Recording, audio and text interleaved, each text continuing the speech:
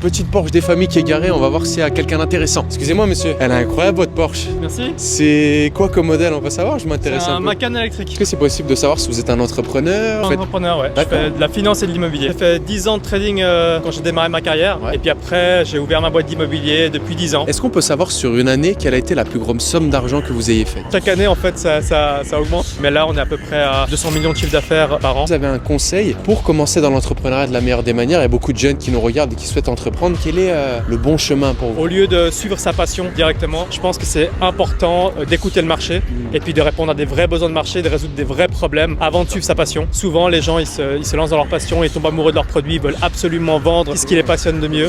C'est pas comme ça qu'on fait de l'argent. Un deuxième point, créer un système au lieu de uniquement se focaliser sur ses ambitions. La plupart des jeunes entrepreneurs, ils arrivent, ils disent ouais, je veux être millionnaire, mais en fait, c'est pas comme ça que ça fonctionne. J'ai une phrase de mon oncle des États-Unis qui m'a beaucoup inspiré, qui m'a beaucoup influencé dans la vie. Quand il m'a dit qu'est-ce que tu veux faire dans la vie, j'ai dit je veux être millionnaire, entrepreneur et tout ça. Il m'a dit déjà apprends à faire $1 sans travailler et ensuite tu comprendras comment on fait de l'argent.